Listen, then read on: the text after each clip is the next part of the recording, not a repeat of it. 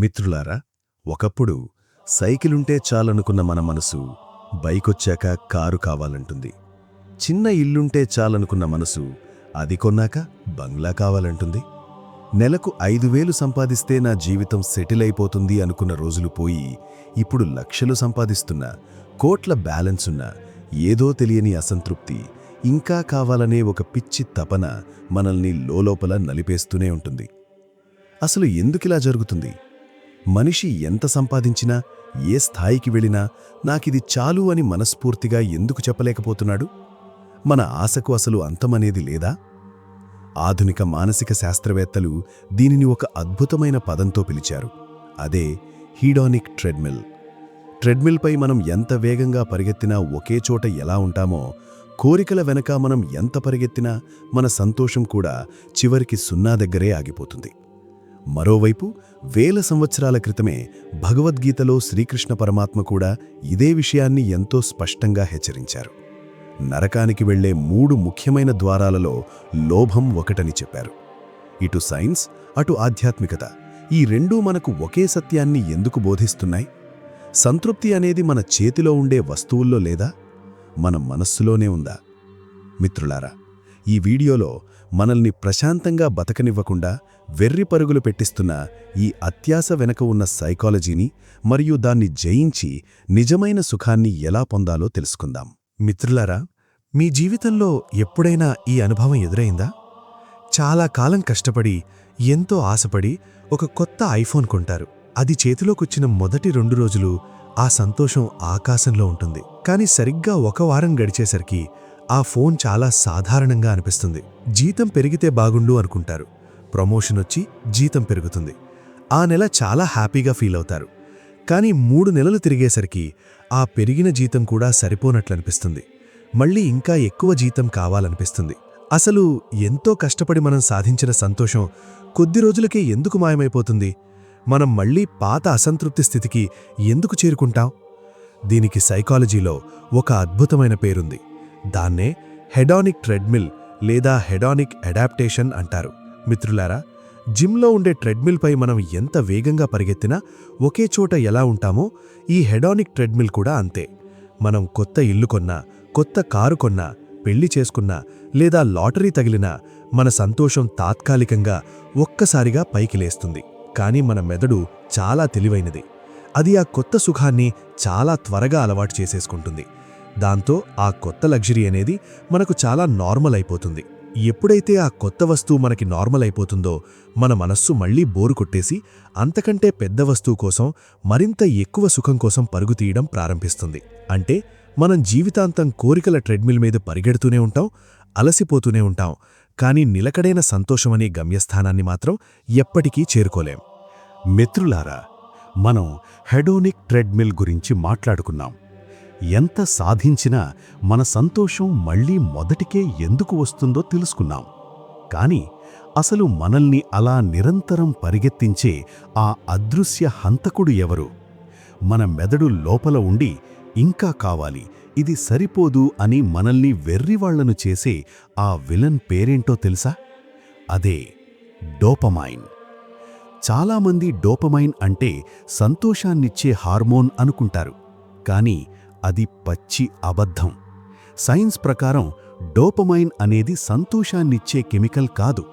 అది కేవలం ఆ సంతోషం కోసం మనల్ని పరిగెత్తించే కెమికల్. అసలీ డోపమైన్ మాయాజాలం మనల్ని అత్యాశ అనే ఉచ్చులో ఎలా పడేస్తుంది? మిత్రులారా, మన మెదడుకు ఒక వింత స్వభావం ఉంది.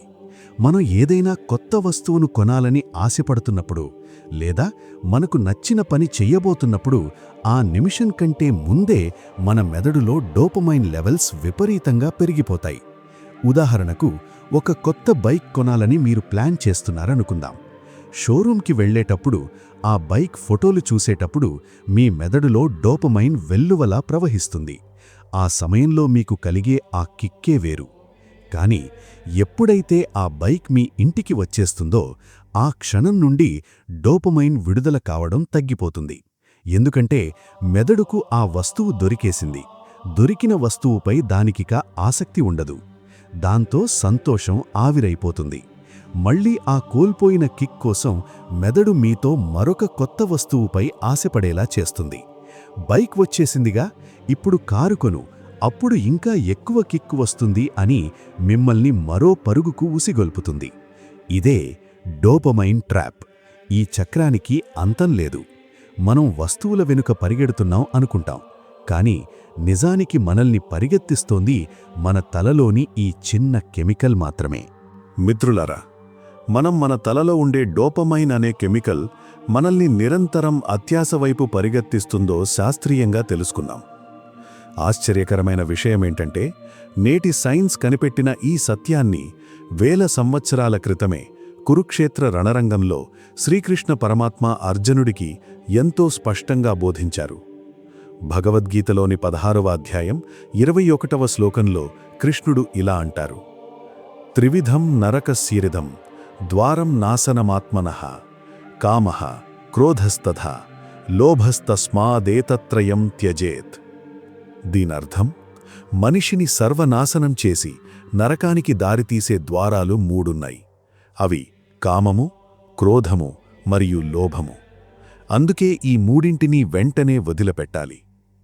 అసలు కృష్ణుడు అత్యాశను నరకద్వారంతో ఎందుకు పోల్చారు? కోరికలు అనేవి అగ్నిలాంటివి. మండుతున్న అగ్నిలో నెయ్యి పోస్తే ఏమవుతుంది? మంటలు చల్లారుతాయా? లేదు, మరింత ఉధృతంగా పైకి లేస్తాయి. మన కోరికలు కూడా అంతే. ఒక కోరిక తీరగానే అబ్బా ప్రశాంతంగా ఉంది, ఇక నాకు ఏ కోరికలు వద్దు అని మనసు అనుకోదు. మరింత పెద్ద కోరిక అనే నెయ్యిని ఆ మనసులోని అగ్నిలో పోసి నిరంతరం రగిలిపోయేలా చేస్తుంది. అందుకే గీతలో లోభాన్ని నరకం అన్నారు. ఎందుకంటే ఎంత ఉన్నా తృప్తి చెందకుండా లోలోపల నిరంతరం రగిలిపోతూ బ్రతకడమే అసలైన నరకం. ఎదుటివాడి ఆస్తిని చూసి కుళ్ళిపోవడం, ఇంకా సంపాదించాలనే పిచ్చితో నైతిక విలువలను వదిలేయడం చివరకు మనిషిని మానసికంగా శవంలా మారుస్తాయి. మిత్రులారా, కృష్ణుడు మనల్ని సంపాదించవద్దని చెప్పలేదు, కర్మను వదిలేయమని అనలేదు. ఆయన హెచ్చరించింది కేవలం అత్యాశ గురించి మాత్రమే. మరి మేం అసలు ఆశపడకూడదా? జీవితంలో పైకి ఎదగాలని కోరుకోవడం తప్ప మంచి ఇల్లు, కారు కొనుక్కోవాలని కలలు కనడం కూడా అత్యాశే అవుతుందా? ఖచ్చితంగా కాదు. మిత్రులారా, జీవితంలో ఎదగాలని కోరుకోవడం ఆశ, కానీ ఎదుటివాణ్ణి తొక్కేసైనా సరే నేను మాత్రమే బాగుండాలి అనుకోవడం అత్యాశ. అసలు ఈ ఆశకు మరియు అత్యాశకు మధ్య ఉన్న ఆ సన్నటి గీత ఏంటి? దీనిని అర్థం చేసుకోవడానికి ఒక అద్భుతమైన ఉదాహరణ ఉంది. పడవ నీటిలో ఉంటేనే ప్రయాణించగలదు. నదిలో నీరు ఉండడం పడవకు ఎంత అవసరమో, మన జీవితం సాగడానికి డబ్బు, వస్తువులు ఉండడం కూడా అంతే అవసరం. ఇది మన కనీస అవసరం లేదా ఆశ. కానీ అదే నది నీరు పడవ లోపలికి వస్తే ఏమవుతుంది? ఆ పడవ మునిగిపోతుంది. అలాగే డబ్బు మన జేబిలోనూ అవసరాలు తీర్చుకోవడంలోనూ ఉన్నంతవరకు ఏ సమస్య లేదు. కానీ ఎప్పుడైతే ఆ డబ్బు మరింత సంపాదించాలనే వెర్రి కోరిక మన తలకెక్కుతుందో, అది మన మనశ్శాంతిని, చివరకు మన ఆత్మగౌరవాన్ని కూడా ముంచేస్తుంది. ఇదే అత్యాశ. ఎప్పుడైతే ఒక మనిషి అత్యాశ అనే ఊబిలో పడిపోతాడో, వాడికి తన ఆత్మగౌరవం కంటే, విలువలు, బంధాల కంటే డబ్బే ఎక్కువైపోతుంది. తప్పుడు మార్గాల్లోనైనా సరే సంపాదించాలనుకుంటాడు. వాడు ఎంత ఎత్తుకు ఎదిగినా సమాజంలో వాడికి గౌరవం దక్కదు. మిత్రులారా, ఆశ నిన్ను ముందుకు నడిపిస్తుంది, నీ కుటుంబానికి మంచి భవిష్యత్తునిస్తుంది. కాని అత్యాశ నిన్ను గుడ్డివాణ్ణి చేస్తుంది, నీ ఆత్మగౌరవాన్ని సైతం తాకట్టు పెట్టేలా చేస్తుంది. అందుకే మన అవసరమేంటో మనం తెలుసుకోవాలి. మిత్రులారా, అత్యాశ అనే రోగం మనిషిని ఎంతటి ప్రమాదంలోకి నెడుతుందో, మన కంటికి కనిపించని ఆశల వెనక పరిగెడితే చివరకు ఏం మిగులుతుందో వివరించడానికి ప్రపంచ ప్రసిద్ధ రచయిత లియో టాల్స్టాయ్ రాసిన ఒక అద్భుతమైన కథ ఇప్పుడు విందాం. ఒక గ్రామంలో ఒక పేద రైతుండేవాడు. అతనికి ఎప్పటికైనా సొంతంగా భూమి సంపాదించి గొప్పవాడవ్వాలనే బలమైన కోరిక ఉండేది. ఒకరోజు ఆ దేశపు రాజు ఆ రైతుకు ఒక వింత ఆఫర్ ఇచ్చాడు. ఓ రైతూ, రేపు ఉదయం సూర్యోదయ సమయానికి నువ్వు ఇక్కడి నుండి పరుగు ప్రారంభించాలి. సూర్యాస్తమయం అయ్యేలోపు నువ్వు ఎంత దూరం పరిగెత్తి మళ్లీ సరిగ్గా అదే సమయానికి నేను చెప్పిన చోటుకు తిరిగి వస్తావో, ఆ పరుగులో నువ్వు చుట్టివచ్చిన భూమి అంతా నీ సొంతమవుతుంది కాని ఒకవేళ సూర్యాస్తమయం లోపు నువ్వు తిరిగిన చోటుకు చేరలేకపోతే నీకు ఒక్క గజం నేల కూడా దక్కదు. అసలు ఆ రైతు ఆ రోజంతా ఎలా పరిగెత్తాడు?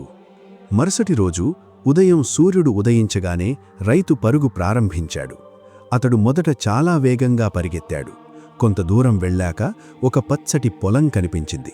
అబ్బా, ఇది చాలా బాగుంది, దీన్ని కూడా నా భూమిలో కలుపుకుంటాను అని అటువైపు పరిగెత్తాడు. మధ్యాహ్నమయింది. విపరీతమైన ఎండ, దాహం వేస్తోంది. అయినా అతడు ఆగలేదు. ఈ ఒక్కరోజు కష్టపడితే నా జీవితాంతం హాయిగా బ్రతకవచ్చు అని అనుకుంటూ ఇంకా ముందుకు పరిగెట్టాడు. సమయం మధ్యాహ్నం 3 దాటింది. ఇప్పుడతనికి భయం మొదలయింది. తను చాలా దూరం వచ్చేశాడు. సూర్యాస్తమయం లోపు మళ్లీ మొదటి స్థానానికి చేరుకోవాలి. లేదంటే ఎంత పరిగెత్తినా ఒక్క గజం భూమి కూడా దక్కదు. అలసిపోయిన కాళ్లతో, ఊపిరాడని గుండెతో వెనక్కి పరుగు లంకించుకున్నాడు. సూర్యుడు మెల్లగా కిందకు జారిపోతున్నాడు. దూరం నుండి రాజు, గిరిజనులు నిలబడిన కొండ కనిపిస్తోంది. రైతు తన శరీరంలోని చివరి శ్వాస వరకు శక్తులన్నిటినీ కూడగొట్టుకొని రక్తపు ఓడుతున్న కాళ్లతో పరిగెట్టాడు. సూర్యుడు పూర్తిగా అస్తమించే సరిగ్గా అదే సెకనుకు ఆ రైతు ఎలాగోలా గీతను తాకి కింద పడిపోయాడు. రాజు సంతోషంగా, "నువ్వు గెలిచావు, ఈ భూమి అంతా నీదే" అని కేకవేశాడు. కాని ఆ రైతు పలకలేదు. అతిగా పరిగెత్తడం వల్ల గుండె ఆగిపోయి అతడు అక్కడికక్కడే ప్రాణాలు కోల్పోయాడు. చివరకు ఆ గిరిజనులు ఒక పార తీసుకుని ఆ రైతు శవాన్ని పూడ్చడానికి ఒక గోతిని తవ్వారు. ఆ గోతి పొడవెంతో తెలుసా? కేవలం ఆ 6 అడుగుల నేల మాత్రమే. మిత్రులారా, ఆ రోజంతా వేల ఎకరాల భూమి కోసం ప్రాణాలు పోయేలా పరిగెత్తిన ఆ రైతుకు చివరకు మిగిలింది కేవలం తన శవాన్ని పూడ్చడానికి సరిపడా ఆ 6 అడుగుల నేల మాత్రమే. మన జీవితం కూడా ఇంతే కదా? ఎంత సంపాదించినా, ఎన్ని కోట్లు వెనకేసినా పోయేటప్పుడు మనం తీసుకెళ్లేది ఏముంది? మరి లేని దానికోసం ఈ వెర్రి పరుగెందుకు? కాని మన ఈ వెర్రి పరుగుకు కేవలం మన ఆశలే కారణమా? లేక మన చుట్టూ ఉండే సమాజం, సోషల్ మీడియా మనల్ని పక్కవారితో పోల్చుకునేలా చేసి మనల్ని మరింత అత్యాశ వైపు నెడుతున్నాయా? మిత్రులారా, ఈ రోజుల్లో మనకు కావాల్సినవన్నీ ఉండి మనం ఎంతో సంతోషంగా ఉన్నా సరే, అకస్మాత్తుగా మన మనసులో లేనిపోని అసంతృప్తిని, అత్యాశను రేకెత్తిస్తున్న ఒక పెద్ద మాయా ప్రపంచం మన చేతుల్లోనే ఉంది. అదే సోషల్ మీడియా. మనకొక చిన్న కారుంటుంది. దాంతో మనం ఎంతో సంతోషంగా ప్రయాణిస్తుంటాం. కానీ ఒకరోజు ఉదయాన్నే ఇన్స్టాగ్రామ్ ఓపెన్ చేయగానే మన క్లాస్మేట్ ఎవరో 30 లక్షల లగ్జరీ కారు కొన్నట్లు పెట్టిన ఫోటో కనిపిస్తుంది. అంతే, ఆ మరుక్షణమే మనకున్న కారుపై మనకు అసంతృప్తి మొదలవుతుంది. మన ఇల్లు చిన్నలైపోతుంది. మన జీవితం దండగలా అనిపిస్తుంది. అసలీ కంపారిజన్ ట్రాప్ మనల్ని ఎలా నాశనం చేస్తోంది? మిత్రులారా, సోషల్ మీడియా గురించి ఒక గొప్ప సైకలాజికల్ సత్యముంది. మనం ఇతరుల యొక్క హైలైట్ రీల్ చూసి మన జీవితం యొక్క బిహైండ్ ద సీన్స్తో పోల్చుకుంటున్నాం. ఎవరైనా సరే తమ జీవితంలోని బాధలను, గొడవలను, అప్పులను ఫేస్బుక్లోనో, ఇన్స్టాగ్రామ్లోనో పోస్ట్ చేస్తారా? చెయ్యరు. వారు ఎంతో కష్టపడి సంపాదించిన ఆ ఒక్క క్షణపు సంతోషాన్ని, రంగుల ప్రపంచాన్ని మాత్రమే ప్రపంచానికి చూపిస్తారు. కానీ మనమేం భావిస్తామంటే, వాళ్ల జీవితం ఎంత అద్భుతంగా ఉందో, నా బతుకే ఇలా తగలబడింది అని మనల్ని మనం తిట్టుకుంటాం. ఫలితంగా మన అవసరాలు తీరినా కూడా పక్కవాడి కంటే గొప్పగా కనిపించాలని ఒక సరికొత్త అత్యాశ మన తలకెక్కుతుంది. ఆ పోలికల పరుగులో పడి మనకున్న సంతోషాన్ని మనమే చేతులారా తగులబెట్టేసుకుంటాం. థియోడర్ రూజ్వెల్ట్ అన్నట్లు, comparison is the thief of Joy.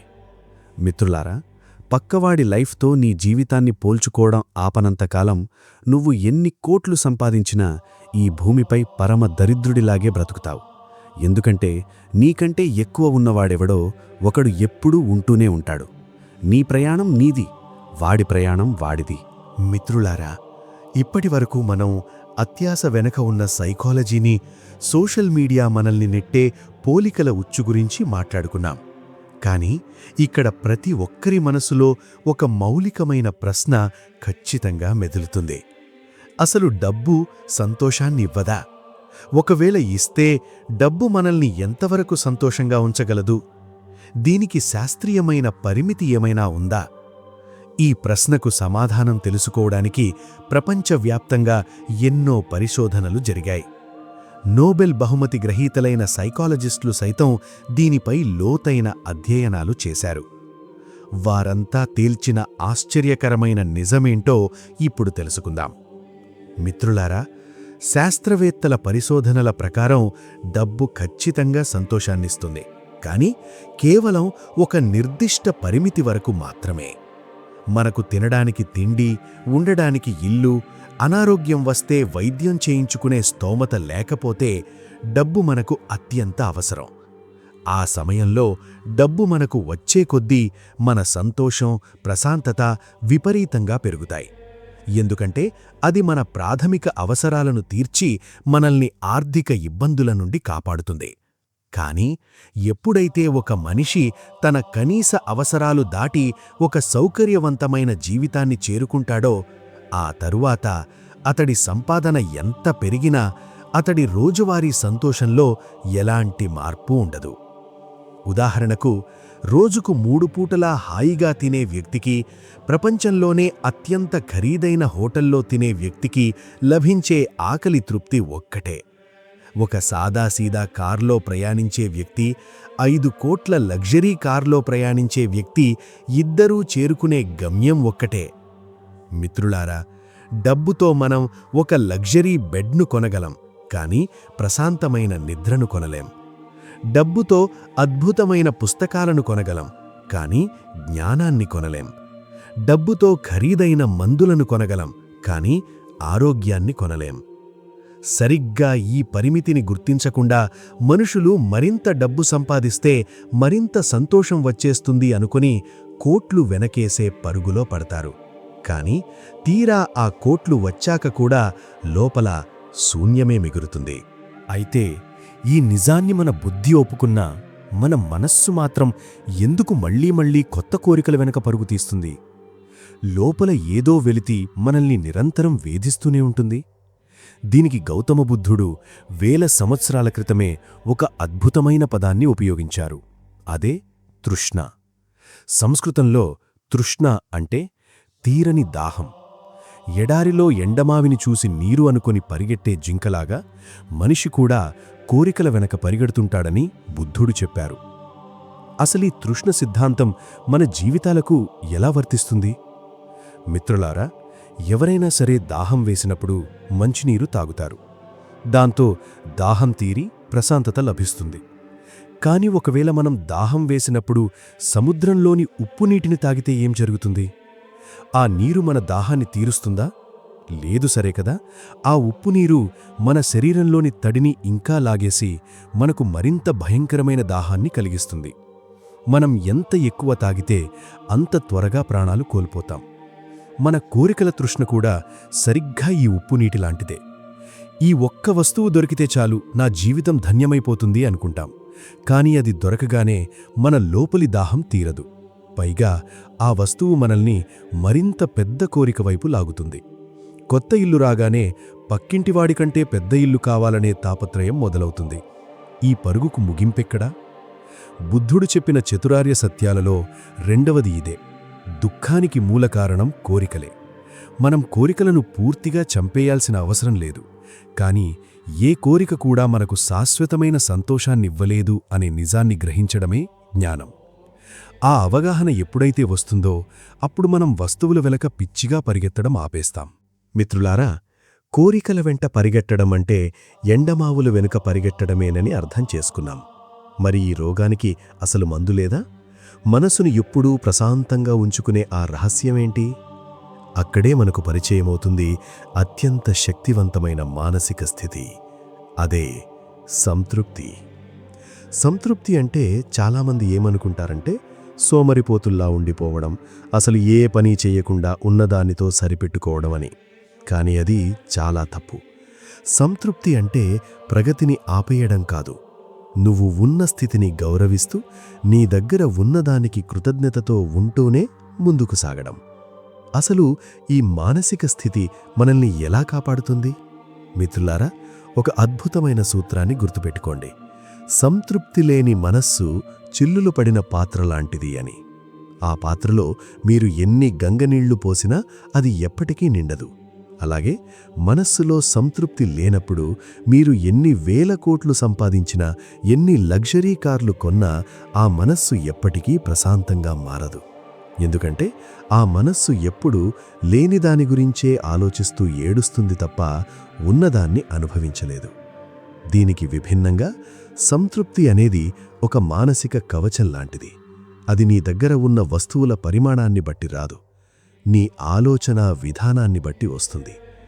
ఈరోజు నాకు తినడానికి మంచి ఆహారం ఉంది, ఉండడానికి ఇల్లుంది, నన్ను ప్రేమించే కుటుంబముంది, నాకు ఈ జీవితాన్నిచ్చినందుకు ఆ భగవంతుడికి ధన్యవాదాలు అని ఎప్పుడైతే నువ్వు మనస్ఫూర్తిగా అనుకుంటావో అప్పుడే నీ లోపల ఒక సరికొత్త ప్రశాంతత మొదలవుతుంది. ఆ క్షణం నుండి నీవు ప్రపంచంలోనే అత్యంత ధనవంతుడివైపోతావు. మిత్రులారా, రోమన్ ఫిలాసఫర్ సెనెకా అన్నట్లు పేదరికమంటే తక్కువ వస్తువులు కలిగి ఉండడం కాదు, ఇంకా కావాలని నిరంతరం తపించడమే అసలైన పేదరికం. మీ వద్ద ఎంత ఉందనేది ముఖ్యం కాదు, ఉన్నదాన్ని మీరు ఎంతలా ఆస్వాదిస్తున్నారనేదే ముఖ్యం. మిత్రులారా, మరి ఆ సంతృప్తిని మన నిజ జీవితంలోకి తెచ్చుకోవడానికి, ఈ అత్యాశల పరుగును ఆపడానికి ఒక ప్రాక్టికల్ మార్గం ఉందా?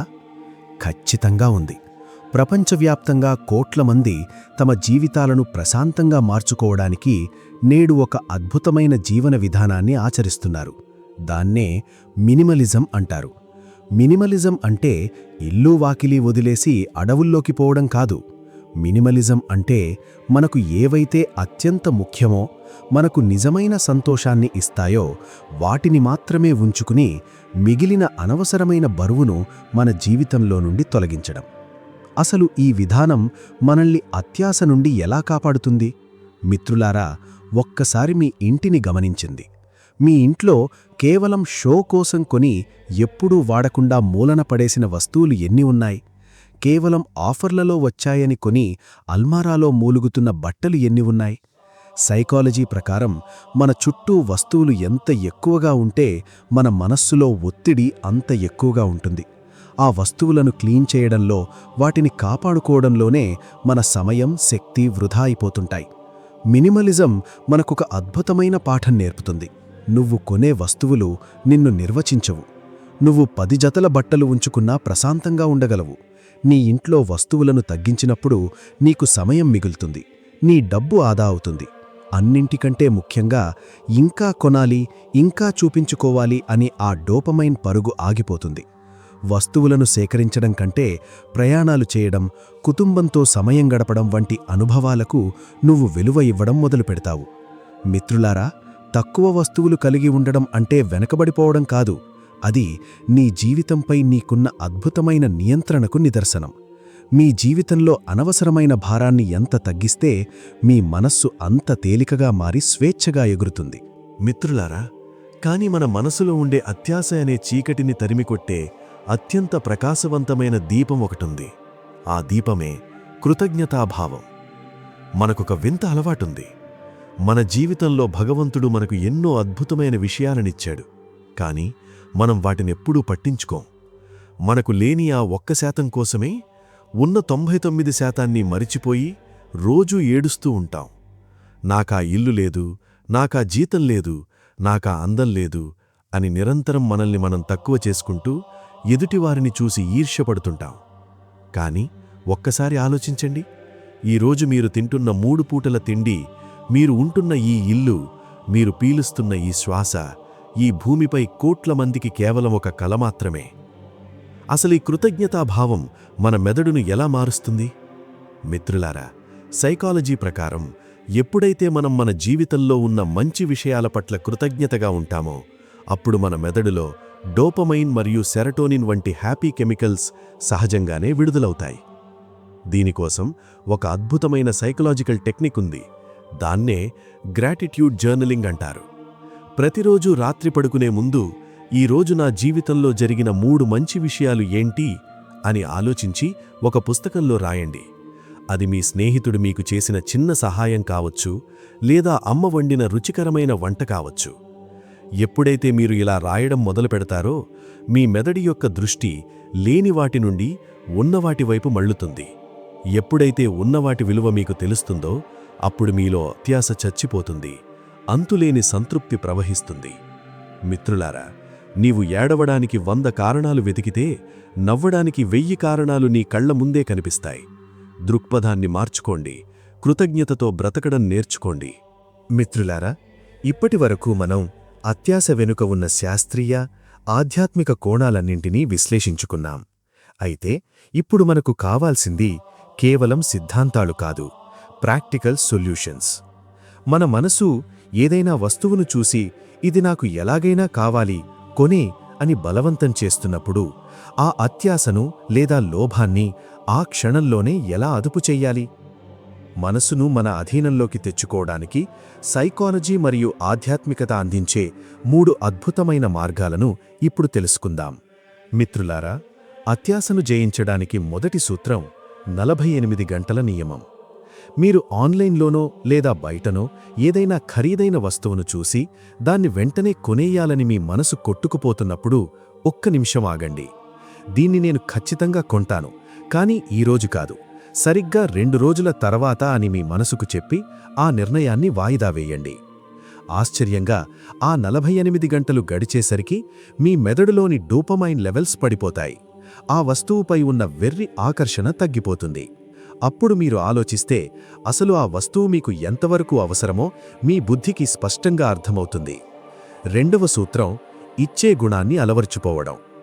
లోభాన్ని జయించడానికి దానం చెయ్యడం కంటే పెద్ద ఆయుధం మరొకటి లేదు. నీ దగ్గర ఉన్నదానిలోనిచి కొద్దిగా సమాజానికి ఇవ్వడం నేర్చుకో. ఆకలితో ఉన్నవాడికి అన్నం పెట్టడం, అవసరంలో ఉన్నవాడికి సహాయం చేయడం వల్ల నీ మనసులో ఉండే స్వార్థం, లోభం కరిగిపోతాయి. తీసుకోవడంలో ఉండే సంతోషం కంటే ఇవ్వడంలో ఉండే తృప్తి కొన్ని కోట్ల రెట్లు గొప్పదని నీకు అర్థమవుతుంది. మూడవ సూత్రం అవసరాల జాబితా. ఏదైనా కొనే ముందు ఇది నా జీవితం సాగడానికి అత్యవసరమా, లేక కేవలం నలుగురికి చూపించుకోవడానికి నేను పడుతున్న ఆశ అని మిమ్మల్ని మీరు ప్రశ్నించుకోండి. మిత్రులారా, మనసు ఒక అల్లరి కోతిలాంటిది. దానికి అడిగిందల్లా ఇస్తూ పోతే అది మనల్ని సర్వనాశనం చేస్తుంది. దానికి ఎక్కడ బ్రేక్ వెయ్యాలో తెలిసినవాడే తన జీవితానికి అసలైన యజమాని. మిత్రులారా, మనం లోభాన్ని ప్రాక్టికల్గా ఎలా జయించాలో తెలుసుకున్నాం. కానీ ఇక్కడ మనం చాలా ముఖ్యమైన ఒక ప్రశ్న వేసుకోవాలి. మనం రాత్రింబవళ్లూ కష్టపడుతున్నాం, నిద్ర లేకుండా పరిగెడుతున్నాం, మనశ్శాంతిని సైతం తాకట్టు పెడుతున్నాం. దేనికోసం? సంపన్నులమవడం కోసం. కానీ అసలు సంపద అంటే ఏంటో మనకు తెలుసా? చాలామంది దృష్టిలో ఎక్కువ బ్యాంక్ బ్యాలెన్స్ ఉండడం, నగలు, లగ్జరీ కార్లు, పెద్ద పెద్ద బిల్డింగులు ఉండడమే సంపద. కాని వాస్తవానికి ఈ భూమిపై వీటికంటే కోట్ల రెట్లు విలువైన అసలైన ఐశ్వర్యం ఒకటి ఉంది. దాన్ని మనం సంపాదన పరుగులో పడి పూర్తిగా మరిచిపోతున్నాం. అసలు ఆ నిజమైన సంపదేంటి? మొదటిది ఆరోగ్య సంపద. నీ జేబులో ఎన్ని కోట్లు ఉన్నా నువ్వు తినే ఆహారాన్ని నీ శరీరం అరిగించుకోలేకపోతే, నీకు నచ్చిన వంటకాన్ని డాక్టర్లు వద్దని చెబితే ఆ కోట్లకు అర్థమే ఉంది? ఆరోగ్యంగా ఉండడం, నీ కాళ్లపై నువ్వు నడవగలగడం అన్నిటికంటే పెద్ద ఐశ్వర్యం. రెండవది సమయ సంపద. నువ్వు ఎంత సంపాదిస్తున్నావో ముఖ్యం కాదు. నీకు నచ్చిన పని చేయడానికి, నీ పిల్లలతో గడపడానికి, ప్రశాంతంగా ప్రకృతిని ఆస్వాదించడానికి నీకు సమయం ఉందా? ఆ సమయమే నీ అసలైన స్వేచ్ఛ. మూడవది సంబంధాల సంపద. నీకు కష్టం వస్తే భుజం తట్టి నేనున్నాను అని ధైర్యం చెప్పే మనుషులు, నువ్వు ఇంటికి వెళ్ళగానే నిన్ను చూసి ప్రేమగా నవ్వే కుటుంబం నీకున్నాయా? నువ్వు ఎంతో అదృష్టవంతుడివి. నాలుగవది మానసిక ప్రశాంతత. రాత్రి బెడ్డుపై పడుకోగానే ఎలాంటి టాబ్లెట్లు లేకుండా కుళాయి తిప్పినట్లు ప్రశాంతంగా నిద్రపట్టే అదృష్టం ఉందే, దాన్ని ఏ శతకోటీశ్వరుడూ కూడా డబ్బు పెట్టి కొనలేడు. మిత్రులారా, ఈ 4 ఉన్నవాడే ఈ భూమిపై నిజమైన సంపన్నుడు. కేవలం డబ్బు మాత్రమే ఉండి ఈ 4ంటినీ కోల్పోయినవాడు నిజానికి అత్యంత దరిద్రుడు. కాబట్టి డబ్బే సర్వస్వం అనుకుని మీ అసలైన ఐశ్వర్యాన్ని దూరం చేసుకోకండి. మిత్రులారా, మనం ఒక అద్భుతమైన ప్రయాణం ముగింపుకు చేరుకున్నాం. ఇప్పుడు ఒక్కసారి కళ్ళు మూసుకుని మిమ్మల్ని మీరు ప్రశ్నించుకోండి. ఇప్పటికీ ఆ అత్యాశ అనే వేగవంతమైన ట్రెడ్మిల్ మీద అలసిపోయేలా పరిగెడుతూనే ఉంటారా? లేక ఈ క్షణమే ఆ పరుగున ఆపి స్వేచ్ఛగా జీవిస్తారా? మిత్రులారా, మనకు ఉన్న ఒకే ఒక్క జీవితంలో సంపాదన అనేది మన అవసరాలు తీర్చుకోవడానికి ఉపయోగపడే ఒక సాధనం మాత్రమే కావాలి తప్ప అదే మన జీవిత పరమార్థం కాకూడదు. ఎప్పుడూ లేదనే వెలితితో బ్రతికేవాడు కోటీశ్వరుడైన దరిద్రుడే. అదే ఉన్నదానితో తృప్తిగా బ్రతకడం తెలిసినవాడు పేదవాడైనా సరే ఈ భూమిపై పరమ సంతోషవంతుడే. ఈ క్షణం నుండి మీ జీవితాన్ని కొత్తగా ప్రారంభించండి. మీ చేతుల్లో ఉన్న ఈ రోజును ఆస్వాదించండి. మీతో ఉన్న మనుషుల ప్రేమను అనుభవించండి. లేని వస్తువుల కోసం ఏడవడం ఆపేసి ఉన్నవాటితో జీవితాన్ని పండుగలా మార్చుకోండి. అప్పుడే మీ మనసులోని కోరికల తాకిడి కగ్గి అంతులేని ప్రశాంతత మీ సొంతమవుతుంది. ఆ రోజే మీ జీవితానికి నిజమైన సార్థకత లభిస్తుంది. మిత్రులారా, ఈ వీడియో యొక్క అసలు ఉద్దేశం కేవలం కొన్ని సైన్స్ విషయాలు చెప్పడం కాదు. మీ మనసులోని నిరంతర ఆందోళనలను తుడిచివేసి మీ గుండెల్లో నిజమైన మనశ్శాంతిని నింపడం. ఏ రోజైతే మీరు అత్యాశను వదిలేసి ప్రశాంతంగా శ్వాస పీలుస్తారో ఆ రోజే ఈ వీడియో సార్థకమైనట్లు. ఈ వీడియోలో మీకు బాగా నచ్చిన భాగమేదో, మీ ఆలోచనలను మార్చిన మాటేదో కింద కామెంట్ చేయండి. అలాగే ఈ వీడియోను నిరంతరం పరుగుల జీవితంలో పడి మానసిక ప్రశాంతతను కోల్పోతున్న మీ ఆత్మీయులకు షేర్ చేసి వారి జీవితాల్లో కూడా కాంతిని నింపండి. ఈ వీడియోను ఇంతగా ఆదరించినందుకు మీ అందరికీ నా హృదయపూర్వక ధన్యవాదాలు. వచ్చే సరికొత్త వీడియోలో మరో అద్భుతమైన టాపిక్తో మళ్ళీ కలుద్దాం. జై శ్రీకృష్ణ, జై హింద్.